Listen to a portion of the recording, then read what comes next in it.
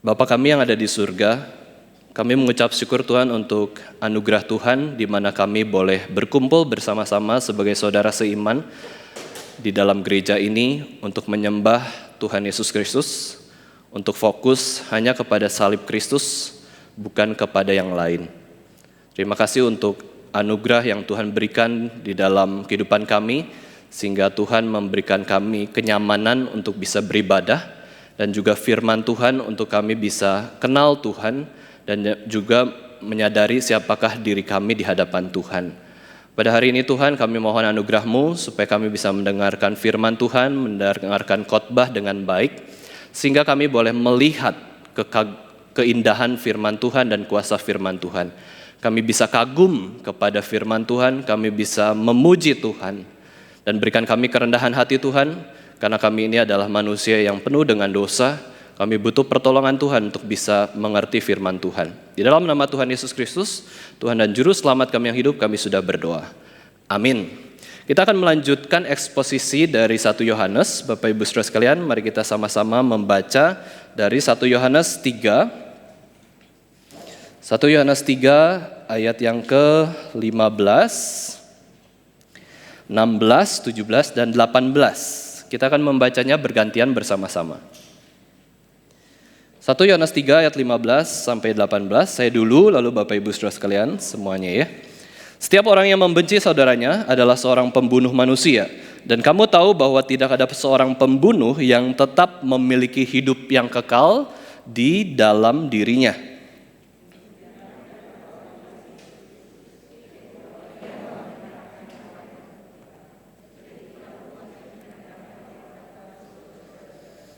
Barang siapa mempunyai harta duniawi dan melihat saudaranya menderita kekurangan, tetapi menutup pintu hatinya terhadap saudaranya itu, bagaimanakah kasih Allah dapat tetap di dalam dirinya?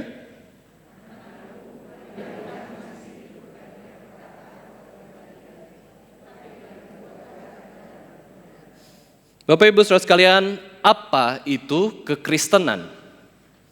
Apa itu menjadi orang Kristen?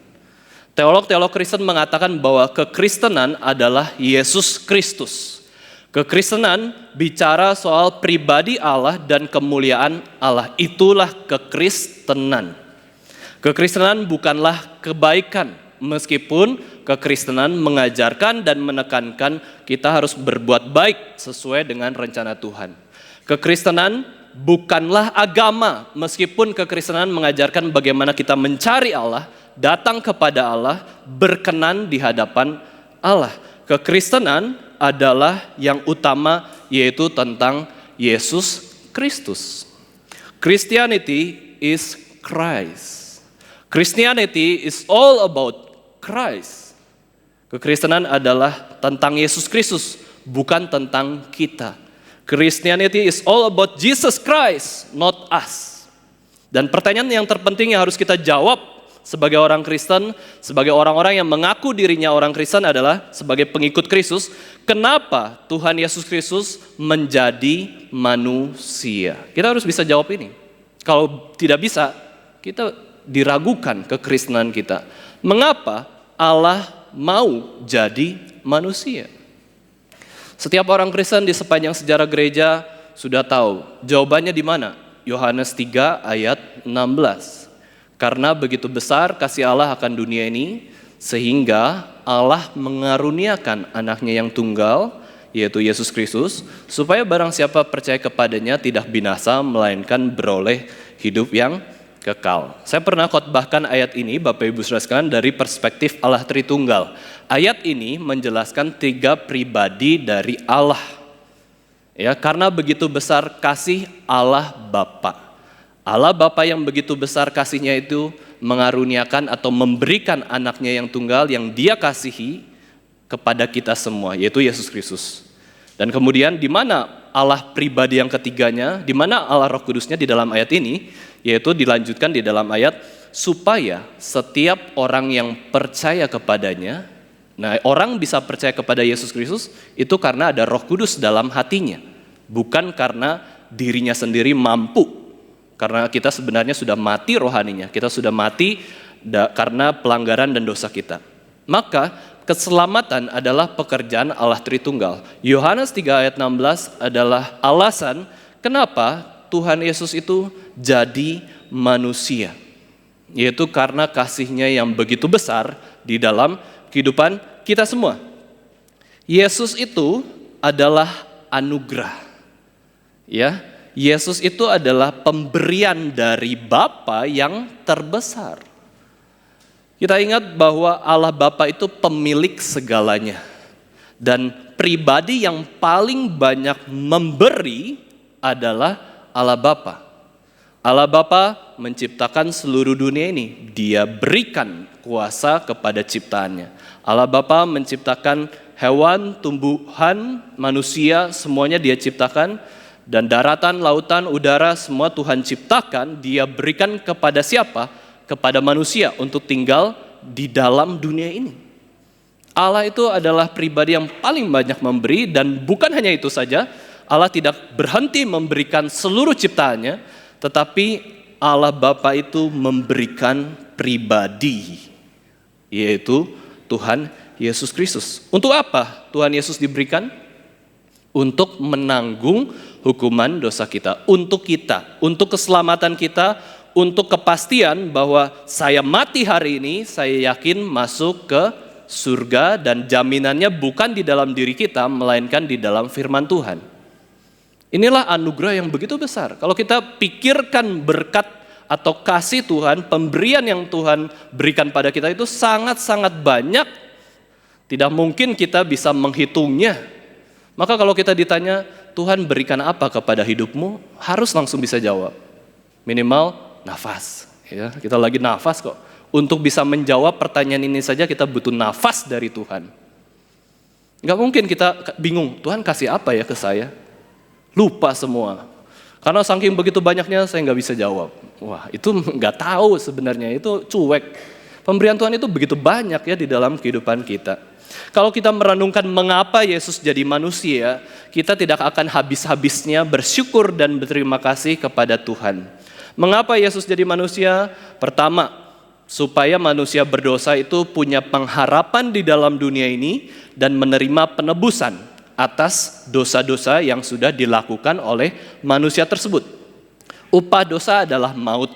Maka manusia yang berdosa harusnya mati, harusnya takut dihukum di neraka yang kekal. Yang mengalami kematian itu harusnya kita. Tetapi Yesus mau jadi manusia supaya Dia yang mati bagi kita. Bila Yesus tidak jadi manusia, tidak ada penebusan bagi dosa kita. Dan kita semua akan masuk ke neraka yang adil. Neraka yang penuh dengan keterpisahan dengan Tuhan. Mengapa Yesus jadi manusia? Yang kedua, ini menunjukkan bahwa Allah itu mampu untuk mengerti dan memperhatikan kebutuhan setiap manusia. Allah itu sudah jadi manusia, berarti Allah itu bisa bersimpati kepada manusia. Ini menunjukkan Allah itu ngerti kok. Allah itu adalah pribadi yang paling mengerti setiap kita. Bahkan kalau kita katakan bahwa sekalipun Allah tidak jadi manusia, Tuhan pun paling mengerti hidup kita. Kenapa Tuhan jadi manusia? Supaya kita lebih supaya kita lebih percaya, yakin bahwa Tuhan mengerti kita. Tuhan pernah jadi manusia. Jangan sombong jadi manusia. Jangan pikir paling menderita, paling sakit. Tidak ada orang yang mengerti. Tuhan mengerti. Tuhan Yesus pernah jadi manusia. Itu adalah kasih Tuhan. Kita itu dipedulikan oleh Tuhan. Tuhan itu sangat menghargai manusia. Bahkan Dia rela jadi manusia. Itu betul-betul Tuhan itu menghormati engkau. Menghormati kita semua. Yang ketiga, mengapa Yesus jadi manusia? Agar kita bisa mengikuti teladan hidupnya sebagai manusia yang sempurna dan tanpa dosa. Siapa patron hidup kita, Bapak Ibu Saudara sekalian? Bukan pendeta, bukan orang tua, bukan idola kita. Sekalipun pendeta mengecewakan kita, sekalipun orang tua membenci kita, sekalipun idola kita mati, kita punya pengharapan di dalam Yesus Kristus. Kita tidak meneladani mereka. Kita bisa meneladani orang baik, tetapi teladan utama kita sebagai orang Kristen adalah firman Tuhan, Yesus Kristus yang sudah menjelma menjadi manusia. Kenapa dia menjelma menjadi manusia? Supaya kasih contoh, ini toh hidup berkenan di hadapan Tuhan. Mau hidup berkenan di hadapan Tuhan, lihat Yesus Kristus, lihat jejaknya. Makanya Rasul Paulus mengatakan bahwa hidup adalah Kristus, mati adalah keuntungan. Mengapa Yesus jadi manusia? Yang keempat, supaya kita bisa bersatu dengan Yesus Kristus dan mengenal Allah yang sejati. Yesus menyelamatkan kita melalui ketaatan hidupnya. Kita pun mau mengenal Dia dan dekat dengan Yesus Kristus. Dan kita bisa melihat bahwa penderitaannya, pengorbanannya, kematian Yesus di atas kayu salib itu begitu besar. Bapak Ibu Saudara sekalian, kalau kita mengasihi anggota keluarga kita sakit, kita ada perasaan itu kan ya, sakit. Keluarga kita dihina orang, kita juga dihina. Keluarga kita disakiti orang, kita merasa emosi.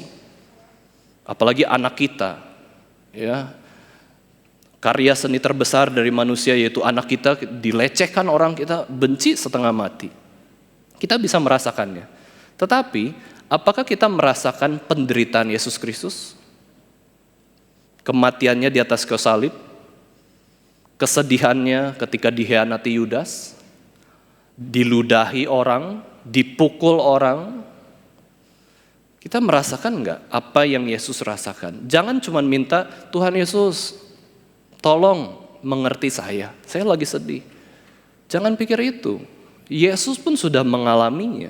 Dan kalau kita mengasihi Yesus Kristus betul-betul, kita akan menghargai seluruh penderitaan yang sudah Dia lakukan untuk kita di atas kayu salib.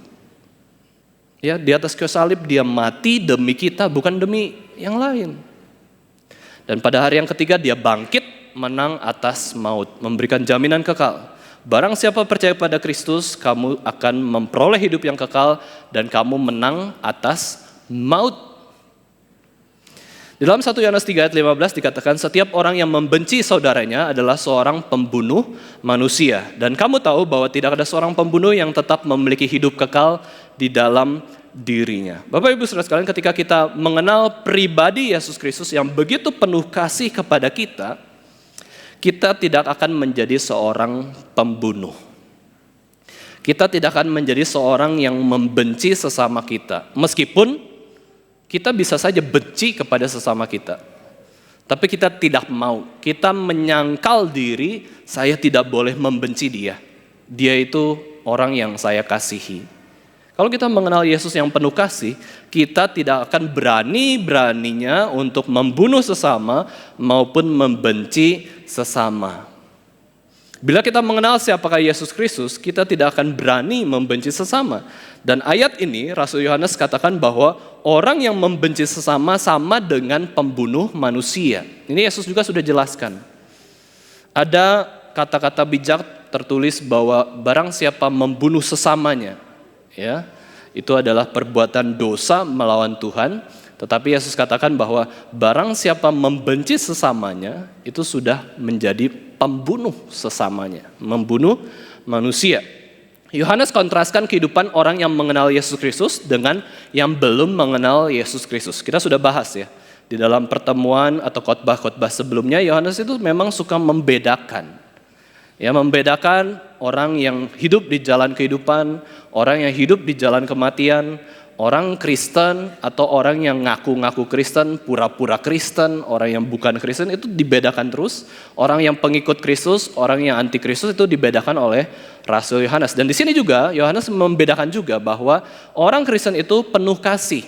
Sedangkan orang non-Kristen itu adalah orang yang membunuh, membenci sesamanya. Yang mengenal Yesus Kristus, hidupnya akan penuh kasih kepada sesama. Dia akan membangun kehidupan seseorang. Tetapi yang tidak mengenal Yesus Kristus, mereka itu egois, membangun kehidupan dirinya sendiri, bahkan kalau bisa menghancurkan kehidupan orang demi kehidupannya itu bangun, sejahtera, bagus. Itu adalah orang-orang yang dikatakan sebagai pembunuh. Orang Kristen membangun hidup. Para pembunuh itu mematikan hidup, menghancurkan hidup orang. Itu para pembunuh. Dan ini adalah perbedaan antara natur dari Allah sendiri dan natur iblis. Iblis di dalam Alkitab dikatakan adalah dia datang untuk mencuri, merampok, membunuh manusia, menipu, pendusta. Tidak ada kebenaran di dalam iblis. Sedangkan Allah adalah pribadi yang berbeda, yaitu Yesus datang untuk ngapain? Bukan untuk mencuri, bukan untuk membunuh, bukan untuk menipu, tapi Yesus datang untuk memberi kehidupan dan kehidupan itu berkelimpahan. Memberi berkat, menyatakan kebenaran. Inilah pribadi Yesus Kristus. Dengan kata lain, Yohanes katakan bahwa orang yang berdosa sebelum dia mengenal Yesus Kristus pasti tidak memiliki kehidupan yang kekal. Orang yang belum mengenal Yesus itu tujuan akhirnya pasti neraka yang kekal. Karena dia tidak mendapatkan hidup. Dia kerjanya ngapain? Oke, secara fenomena bisa baik-baik ya. Tetapi dalam hatinya itu dia seperti iblis. Menipu, menghancurkan hidup orang, menipu, membunuh, dan juga mencuri. Apa yang dia bisa ambil, dia ambil. Nah, ini kontras ya, Bapak Ibu Saudara sekalian. Ini sangat kontras. Maka dari itu orang yang belum di dalam Yesus Kristus, mereka mendapatkan upah dosa. Perbuatan mereka sendiri yaitu maut, kematian yang kekal. Dan saudara sekalian jangan sombong sebagai orang Kristen. Kita pun dulu demikian. Setiap pendosa, setiap orang yang berdosa yang ada di dunia ini sudah berdosa, itu tidak punya hidup kekal di dalam dirinya. Kita pernah menjadi manusia yang mengikuti jalan iblis, jalan kematian. Kita itu adalah orang-orang yang harusnya binasa.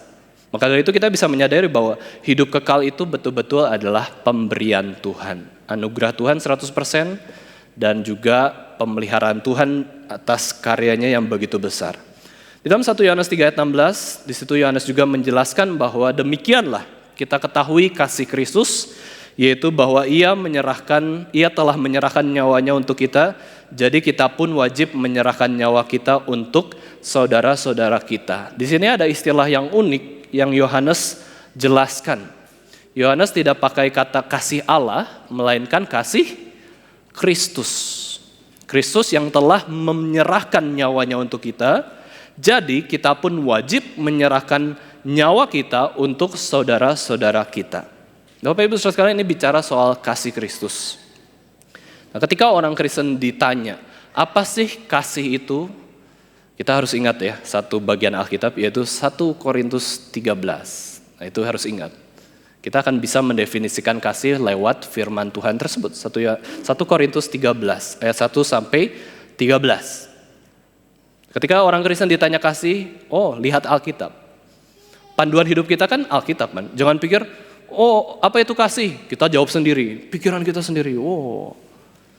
Itu bukan Kristen ya. Orang Kristen itu selalu fokus kepada apa yang Alkitab atau firman Tuhan katakan. Mau definisikan hidup, lihat Alkitab.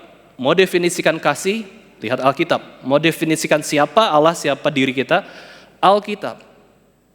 Maka mari kita sama-sama membaca 1 Korintus 13, Bapak Ibu Saudara sekalian. Ini adalah definisi tentang kasih, dan kasih itu luar biasa indah. Mari kita sama-sama membacanya seluruh ayatnya. 1 Korintus 13 ayat 1 sampai 13, kita buka suara bersama-sama, kita membaca firman Tuhan ini. 1, 2, 3. Sekalipun aku dapat berkata-kata dengan semua bahasa manusia dan bahasa malaikat, tetapi jika aku tidak mempunyai kasih, aku sama dengan gong yang berkumandang dan canang yang gemerincing. Sekalipun aku mempunyai karunia untuk bernubuat dan aku mengetahui segala rahasia dan memiliki seluruh pengetahuan, dan sekalipun aku memiliki iman yang sempurna untuk memindahkan gunung, tetapi jika aku tidak mempunyai kasih, aku sama sekali tidak berguna. Dan sekalipun aku membagi-bagikan segala sesuatu yang ada padaku, bahkan menyerahkan tubuhku untuk dibakar, tetapi jika aku tidak mempunyai kasih, sedikit pun tidak ada faedahnya bagiku. Kasih itu sabar, kasih itu murah hati, ia tidak cemburu, ia tidak memegahkan diri dan tidak sombong. Ia tidak melakukan yang tidak sopan dan tidak mencari keuntungan diri sendiri. Ia tidak pemarah dan tidak menyimpan kesalahan orang lain. Ia tidak bersukacita karena ketidakadilan, tetapi ia bersukacita karena kebenaran. Ia menutupi segala sesuatu, percaya segala sesuatu, mengharapkan segala sesuatu, sabar menanggung segala sesuatu. Kasih tidak berkesudahan, nubuat akan berakhir, bahasa roh akan berhenti, pengetahuan akan lenyap, sebab pengetahuan kita tidak lengkap dan nubuat kita tidak sempurna. Tetapi jika yang sempurna tiba, maka yang tidak sempurna itu akan lenyap. Ketika aku kanak-kanak, aku berkata-kata seperti kanak-kanak. Aku merasa seperti kanak-kanak. Aku berpikir seperti kanak-kanak. Sekarang sesudah aku menjadi dewasa, aku meninggalkan sifat kanak-kanak itu. Karena sekarang kita melihat dalam cermin suatu gambaran yang samar-samar, tetapi nanti kita akan melihat muka dengan muka. Sekarang aku hanya mengenal dengan tidak sempurna, tetapi nanti aku akan mengenal dengan sempurna, seperti aku sendiri dikenal. Demikianlah tinggal ketiga hal ini, yaitu iman, pengharapan, dan kasih, dan yang paling besar diantaranya ialah kasih. Ini pengertian kasih dari firman Tuhan. Penulisnya Rasul Paulus. Yang menggerakkan Rasul Paulus menulis ini adalah Rasul Paulus diilhamkan oleh Roh Kudus. Penulis utama dari Alkitab adalah Roh Kudus. Kasih, 1 Korintus 13. Kasih merupakan nilai hidup tertinggi bagi orang Kristen. Ya, nilai hidup yang tertinggi bagi orang Kristen adalah kasih. Karena apa? Kasih Kristus, bukan kasih manusia ya. Tetapi asalnya itu adalah dari kasih Kristus. Apa itu kasih? Bapak Ibu Saudara sekalian, sederhananya adalah pada umumnya orang itu mengajarkan cinta kasih. Semua agama mengajarkan cinta kasih. Definisi kasih pada umumnya itu bicara soal memberi, ya, berbuat baik kepada sesama, sopan santun, ya, menghormati, ya, berpikiran baik kepada sesama. Tidak mengejek, tidak menghina, seperti itu. Itu adalah kasih. Kalau kita mau cari lagi definisi kasih, Bapak Ibu Saudara sekalian, itu bagi orang Kristen yang belajar bahasa Yunani, oke, kasih itu ada 4 di dalam bahasa Yunani, 4 definisi, yaitu apa? Agape, ya, kasih tanpa syarat. Unconditional love, seperti Yesus Kristus mau mati demi kita itu tanpa syarat, karena Yesus memang mau. Kalau Tuhan mau, memang kita berani apa? Kurang lebih kayak gitu. Kasih tanpa syarat itu, saya mengasihi, ya mengasihi. Itu hak saya. Ya, bukan karena kamu baik, hebat, pintar. Saya mengasihi karena mengasihi. Bukan mengasihi karena siapa? Karena dia anggota keluarga saya harus kasih. Mengasihi karena dia pasangan saya harus mengasihi. Mengasihi itu karena dia anak saya, maka saya harus kasih. Bukan karena itu. Mengasihi karena memang mau mengasihi. Itu kasih tanpa syarat. Nggak perlu ada embel-embel. Nggak perlu ujung-ujungnya duit. Jadi harus beri ya. Beri sesuatu baru bisa dapat sesuatu yang lain. Unconditional love. Lalu yang kedua dalam bahasa Yunani, kasih juga adalah philia. Yaitu kasih persahabatan. Kita berteman, kita sesama manusia. Dan manusia ini diciptakan sebagai laki-laki dan perempuan. Kita belajar mengasihi sesama gender maupun lawan gender kita. Kita manusia loh. Ya. Lawan jenis itu bukan alien ya, yang kita akhirnya wah jauh-jauh nih. Dia perempuan, saya laki-laki. Wah, jauh. Tapi juga tidak sama dengan relasinya dengan sepasang kekasih. Beda juga, harus bedakan. Kita mengasihi laki-laki, ayo kasih sebagai laki-laki bagaimana? Kita mengasihi lawan jenis, ayo kasih lawan jenis yang adalah teman kita itu bagaimana? Dan beda juga kasihnya dari suami istri, nanti itu beda lagi ya. Dan kemudian ada juga kasih storge. Nah ini adalah kasih keluarga ya, kasih kepada anggota keluarga kita, pasangan kita, orang tua kita, anak kita, cucu kita, keponakan kita, sepupu kita, om, tante, semuanya. Itu semua kita belajar mengasihi mereka, kita menghormati mereka. Dan yang terakhir adalah kasih eros, yaitu kasih seksual di antara pasangan suami dan istri. Itu kasih. Banyak sekali definisi-definisi tentang kasih. Apa itu kasih? Melalui ayat yang kita bahas dari 1 Yohanes 3 ayat 16 ini, kasih adalah bicara soal kasih Kristus yang rela menyerahkan nyawanya untuk kita. Jadi waktu kita ditanya apa itu kasih, mengacu ke ayat ini, yaitu bicara soal pribadi Yesus Kristus. Apa itu kasih pribadi Yesus Kristus? Apa itu kasih tindakan Yesus Kristus? Tindakan yang mana? Yaitu ketika Yesus Kristus memberikan nyawanya kepada kita. Allah Bapa memberikan Yesus Kristus. Yesus Kristus memberikan dirinya untuk kita semua. Minggu lalu saya sudah jelaskan bahwa orang Kristen itu berbeda dengan orang non-Kristen. Kita itu beda. Ya, jangan ada kata-kata kita sama kok, agamanya sama aja, semua agama sama. Itu pandangan non-Kristen. Pandangan Kristen kita beda. Ya, orang Kristen dan non-Kristen itu beda. Agama Kristen adalah agama yang paling berbeda dengan agama-agama lainnya. Dengan demikian, perilaku orang Kristen pun harus berbeda dengan agama-agama lainnya. Di sini Yohanes tidak kontraskan orang Kristen dengan orang-orang yang baik. Ya, orang-orang yang tidak percaya Kristus tapi kehidupannya baik. Yohanes langsung kontraskan dengan para penjahat, para pembunuh. Supaya apa? Supaya kelihatan kontrasnya. Kalau kita bandingkan sesuatu tapi yang mirip-miripnya saja, ya kita bisa katakan nggak ada bedanya ya, sama. Tetapi orang Kristen ini dibedakan dengan cara apa? Dengan cara lihatlah Kain. Ya, di ayat-ayat sebelumnya sudah dijelaskan juga, orang yang mengikuti jalan Kain itu adalah orang yang membenci sesamanya, membunuh sesamanya, orang yang tidak bertuhan, padahal sudah diberikan anugerah begitu banyak. Lalu ada juga contoh seseorang yang hidupnya itu untuk diri dan menghancurkan sesama, yaitu adalah Yudas Iskariot. Kalau Kain membunuh adiknya Habel, ya, adik lebih rendah dari kakak. Sekarang Yudas itu lebih parah lagi. Yudas itu membunuh gurunya sendiri, yaitu Yesus Kristus. Mengkhianati Yesus Kristus. Dia adalah pembunuh manusia, membunuh sesamanya. Jalan orang yang tidak mengenal Tuhan itu seringkali ingin membunuh, menghancurkan baik jasmani maupun rohani orang-orang di sekitarnya. Tetapi Yesus Kristus adalah Yesus yang mengasihi sesama, dan Yesus Kristus itu memberikan nyawanya untuk kita semua. Lalu Yohanes langsung terang-terangan, kamu orang Kristen, kamu juga wajib loh. Kita paling gak suka kalau kita disuruh berbuat baik itu wajib, harus ke gereja, kata siapa ya?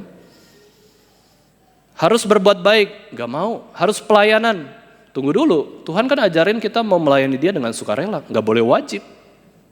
Ya, harus pelayanan, harus ke gereja. Tunggu dulu, kita orang bebas. Ya, kita gak boleh maksa-maksa orang. Kita gak maksa, oke kita gak maksa. Tuhan yang maksa kok.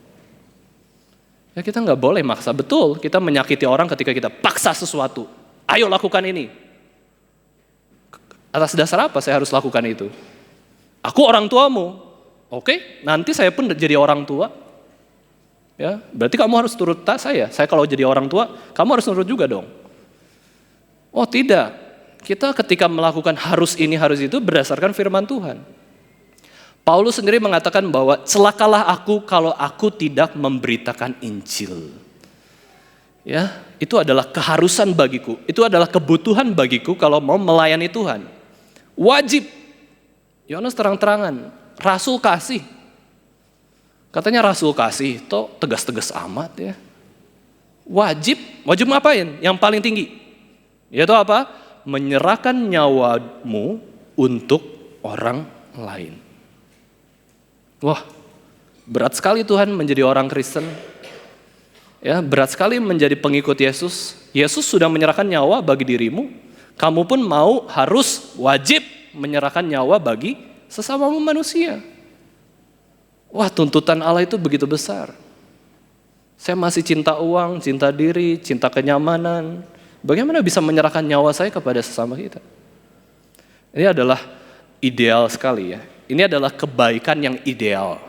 Yesus Kristus menyerahkan nyawanya. Di antara kita mungkin ya ada kasus-kasus tertentu jarang sekali kita menyerahkan diri untuk menolong sesama ya. Menyerahkan nyawa. Ya. Mungkin ada yang menyerahkan bagian tubuhnya supaya orang lain bisa hidup. Mungkin ada yang seperti di film-film ya, ada orang mau nembak dia, terus ditutupi oleh badannya, dia yang mati, gitu ya, berkorban. Itu ada juga, ternyata ada contohnya juga ya, menyerahkan nyawa demi sesama kita. Ini adalah tuntutan Allah yang paling tinggi sebagai orang Kristen. Kita sulit melakukannya. Tetapi yang kita dapatkan pesannya adalah bagaimana kita mau mempertaruhkan nyawa kita untuk kebaikan sesama. Ini tahapan yang lebih mudah untuk kita lakukan. Ya, bagaimana kita sampai tidak menyayangkan nyawa kita untuk sesama kita. Ini adalah sifat pahlawan ya, hero. Ya, pahlawan itu merelakan hidupnya untuk sesama kita. Ini sulit ya kita lakukan. Ya, tidak mudah dan tidak semua orang Kristen juga yang akhirnya dipanggil betul-betul menyerahkan nyawa bagi orang lain. Yesus panggilannya khusus. Tetapi di sini Yohanes katakan, kamu belajar untuk mempertaruhkan nyawa seperti Yesus sudah memberikan nyawanya bagi kita. Itu poinnya. Kalau kita semuanya menyerahkan nyawa seperti Stefanus, nggak ada orang Kristen, ya punah orang Kristen. Kalau semuanya menyerahkan nyawa, mati semua, ya nggak ada orang Kristen ya. Tetapi sikap hati ini ya, sikap yang mau berkorban bagi sesama. Namanya berkorban. Kalau berkorban itu ada kehilangan sesuatu, ada sakit gitu. Namanya korban kok. Ya, korban itu kalau belum sakit, belum kehilangan itu bukan korban. Itu ya pemberian biasa. Tapi korban itu ada suatu menyerahkan diri untuk kemuliaan nama Tuhan. Yohanes mengatakan bahwa jadi kita pun wajib menyerahkan nyawa kita kepada saudara-saudara kita. Ini artinya adalah apa? Kita menggunakan kasih Kristus yang sudah menyerahkan dirinya bagi kita untuk mengasihi sesama. Dengan kekuatan kita nggak bisa kok mengasihi sesama kita manusia. Kita semua mau mengasihi dengan kasih Kristus, yaitu kasih yang berkorban, kasih yang inkarnasi, kasih yang kenosis, yang mengosongkan diri. Kita rela menjadi mirip seperti orang yang berbeda suku dengan kita. Kita rela mengabarkan Injil, berkorban, kita rela pergi untuk melayani Tuhan. Yesus memberikan nyawanya sebagai penebusan bagi dosa kita. Ya, Yesus mati menyerahkan nyawa itu untuk penebusan dosa-dosa kita. Kita menyerahkan nyawa kepada sesama bukan untuk menebus dosa dia. Kita sama-sama berdosa ya. Tapi sebagai wujud menyatakan kasih Kristus sampai ada sisi berkorbannya. Ya, itu adalah pelayanan yang indah di mata Tuhan. Dengan kata lain, saudara sekalian, kita diajarkan untuk imitasi Yesus Kristus, kopi Yesus Kristus. Ya, tapi kita nggak bisa sempurna karena ada panggilan khusus yang dilakukan oleh Yesus Kristus. Ya, panggilan khusus Yesus Kristus adalah dia mati menanggung hukuman dosa kita. Tapi kita kan nggak mati untuk menanggung hukuman dosa orang lain. Itu sudah dikerjakan oleh Yesus Kristus. Tapi kita hidup mengikuti prinsip dan teladan dari Yesus Kristus. Di dalam sejarah kekristenan, Bapak Ibu Saudara sekalian, ada satu buku yang sangat terkenal. Ya, bahkan ada yang menulis bahwa itu adalah buku yang terlaris setelah Alkitab, setelah Pilgrim Progress karangan John Bunyan. Yaitu adalah buku Imitation of Christ. Thomas A. Kempis penulisnya ya. Thomas A. Kempis menuliskan buku Imitation of Christ. Dan ada satu kutipan yang sangat indah yang bisa menumbuhkan iman kita dari tulisan di buku tersebut. Di situ dikatakan, Yesus selalu memiliki banyak orang yang mencintai kerajaan surgawinya. Tetapi sedikit yang memikul salibnya. Yesus memiliki banyak orang yang menginginkan penghiburan dan kekuatan dari Yesus Kristus. Tetapi sedikit orang yang peduli dengan ujian dan cobaan yang harus dilalui sebagai pengikut Kristus. Yesus menemukan banyak orang yang mau makan bersama dengan dia. Tetapi sedikit orang yang mau bersama-sama dalam puasanya. Semua orang sangat ingin bersukacita bersama Yesus. Sedikit yang mau menderita apapun baginya. Ya, ini adalah suatu kalimat bagaimana kita merenungkan tentang Yesus Kristus. Kita mengikut Yesus, banyak orang ikut Yesus, itu jangan-jangan menginginkan yang baik-baiknya saja, tapi yang buruknya menjauh. Kalau ada sesuatu yang buruk terjadi ketika aku datang kepada Kristus, aku mundur. Tapi kalau itu sesuatu yang baik yang aku bisa peroleh dari Yesus Kristus, aku maju. Itu namanya iman yang sementara yang ditentukan situasi dan kondisi. Kita tahu di dunia ini situasi dan kondisi itu adalah hal yang tidak bisa kita atur kok. Memangnya kita Tuhan bisa mengatur segala sesuatu ya? Ada situasi dan kondisi yang dimana hari Minggu ini rasanya nyaman. Ibadah Minggu, maka saya mau datang ibadah. Tapi minggu depan kita mungkin ada suatu kondisi bagaimana kita tuh patah hati, gagal, ditipu orang, harus ibadah bagaimana? Saya lagi mendapatkan hal yang buruk, udah gak datang ibadah. Itu iman situasional, itu iman yang berdasarkan situasi hidup kita. Kita tidak mensandarkan hidup kita itu pada Yesus Kristus. Itulah kelemahan kita. Bapak Ibu Saudara sekalian, hidup adalah Kristus, ya, bukan berarti kita pilih-pilih mana yang kita suka, mana yang kita tidak suka. Kita hanya pilih yang kita suka saja lalu mengikut Yesus. Nah, itu bukanlah menjadi pengikut Kristus yang setia. Pengikut Kristus yang setia adalah ambil sepaket seluruh hidup Yesus. Jalan yang Yesus tempuh, kita mau ikuti semuanya. Ya. Dalam berjalan mengikut Yesus pasti ada mengalami penderitaan. Tapi ada penghiburan juga. Tidak mungkin kita bisa pilih hanya salah satunya saja. Saya mau, kalau mengikut Yesus, saya maunya penghiburan terus. Ini menjadikan kita orang yang egois dan cari untung sendiri. Pokoknya pelayanan lancar terus, ya lancar, nggak ada halangan, nggak ada batu, kerikil, semua lancar. Ini akan jadi orang yang egois, cari untung sendiri. Tetapi juga kita tidak bisa pilih salah satu, kita maunya penderitaan saja.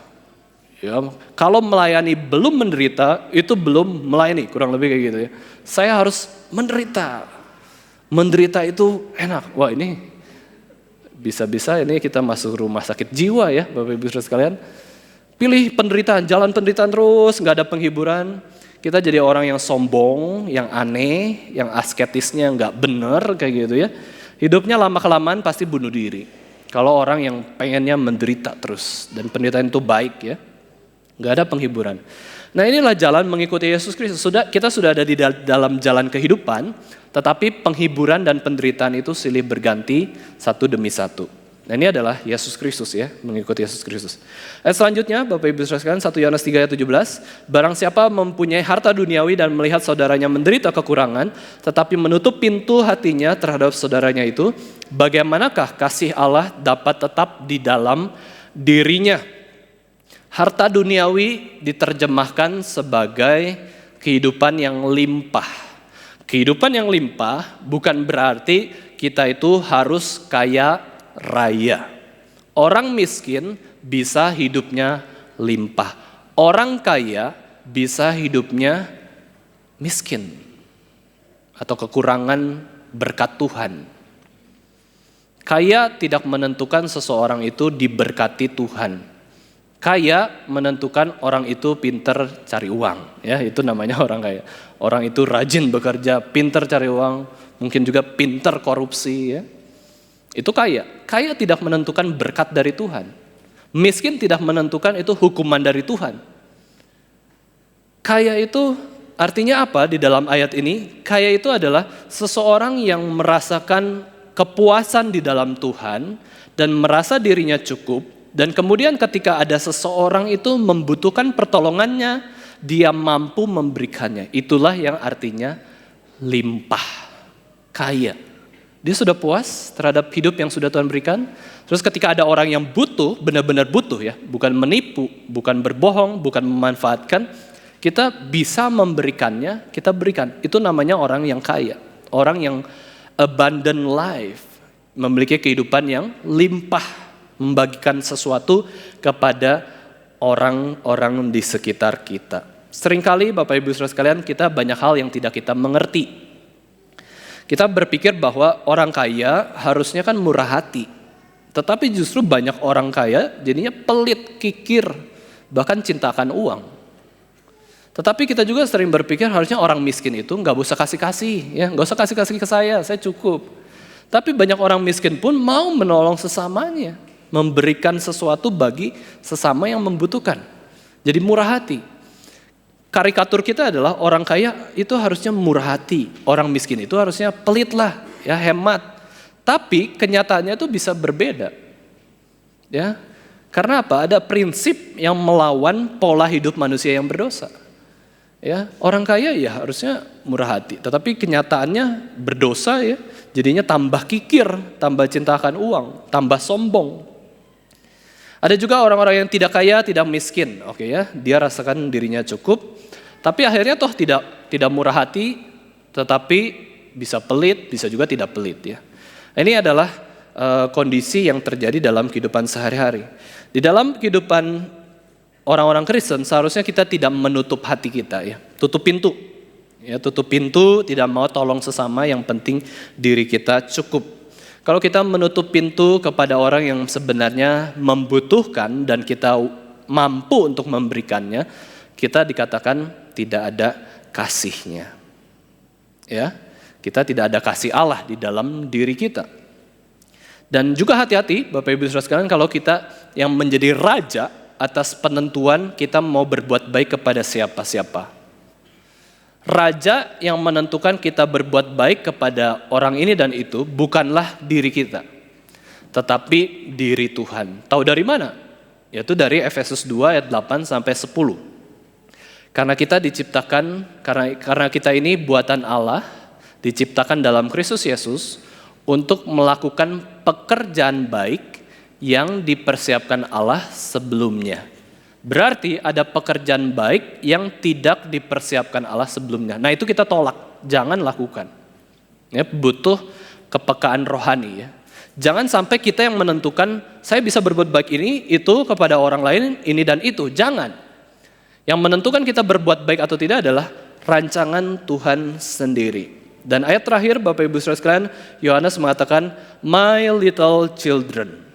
Ya, kesimpulan dari 1 Yohanes 3 ayat 18, satu perikop ini adalah Yohanes menggunakan otoritasnya sebagai orang tua. Kita tahu Rasul Yohanes ketika menulis surat 1 Yohanes ini itu kurang lebih umurnya 70-an tahun, sudah tua, sudah akan mati. Dan dia sangat mengasihi orang-orang Kristen, dia anggap semua orang-orang Kristen itu adalah anak-anak rohaninya. My little children. Dengan lemah lembut, dengan kasih yang begitu besar, Yohanes menuliskan ini, yaitu mari kita mengasihi bukan dengan perkataan atau dengan lidah, tetapi dengan perbuatan dan dalam kebenaran. Dari nasihat ini kita bisa tahu konteks pendengar Rasul Yohanes bahwa banyak sekali orang itu mengasihi dengan perkataan saja, tidak ada perbuatannya.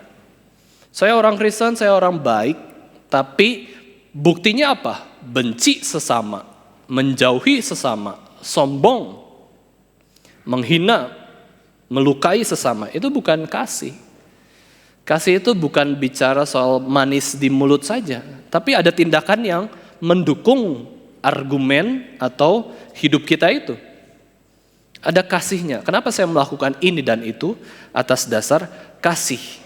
Jadi banyak sekali yang berkata-kata sembarangan di zamannya, kata-kata kotor, kata-kata jahat, mengejek, ya dan lain-lain.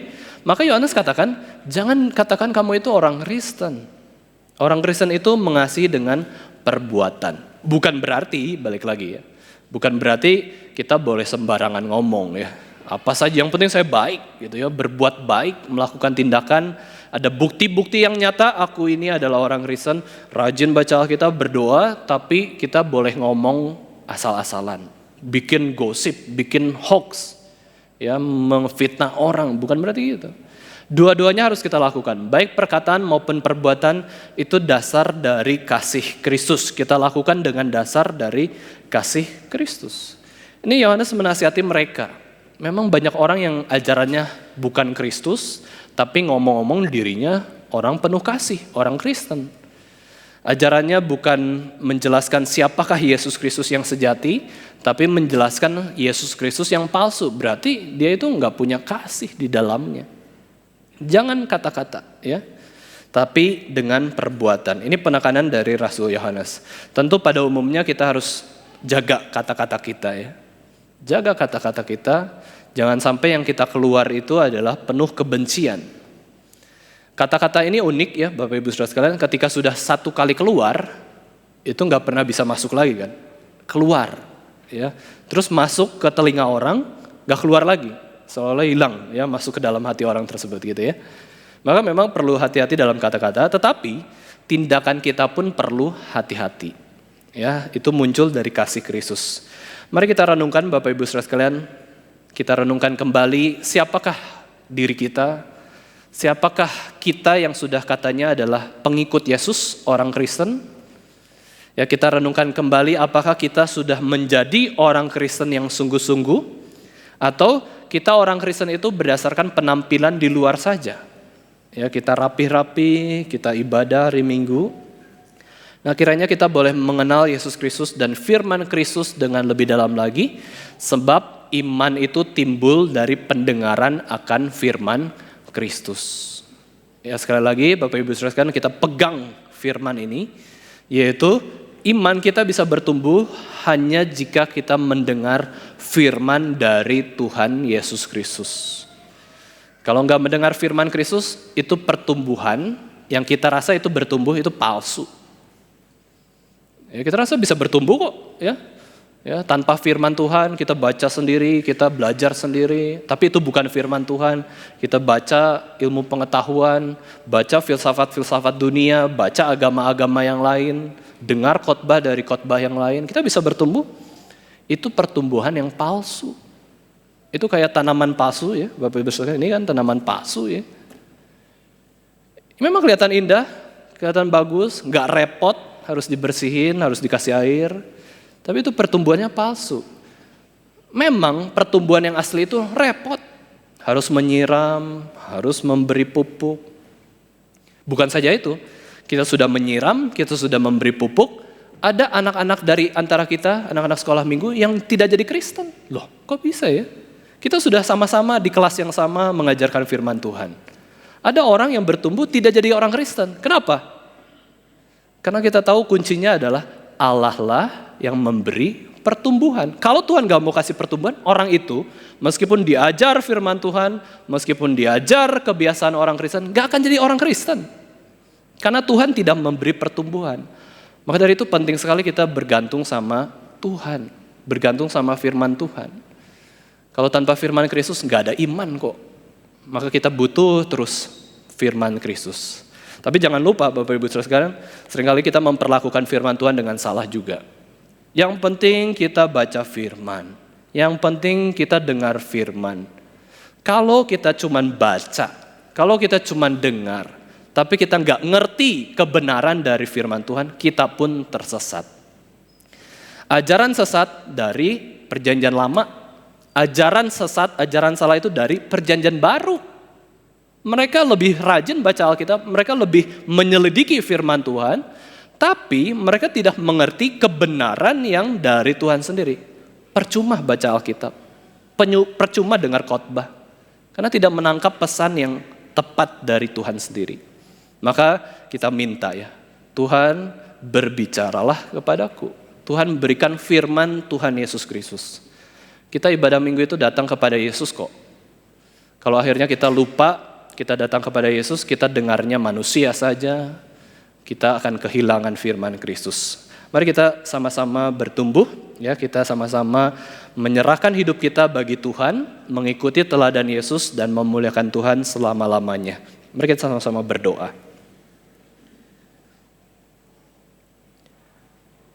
Kami mengucap syukur Tuhan untuk firman Tuhan yang sudah Tuhan berikan pada kami.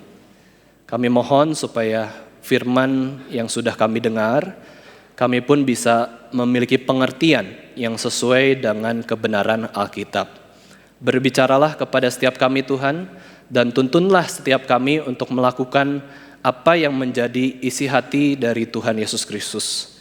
Kami ingin Tuhan mempersembahkan hidup kami kepada Kristus, karena Kristus pun sudah memberikan yang terbaik bagi kami semua. Kiranya kami boleh memberikan hidup kami, memberikan yang terbaik untuk Tuhan. Ajarilah kami Tuhan tidak tenggelam dalam dosa-dosa kami, kesombongan kami, tetapi kami boleh rendah hati untuk datang menyembah Kristus dan melayani Kristus seumur hidup kami.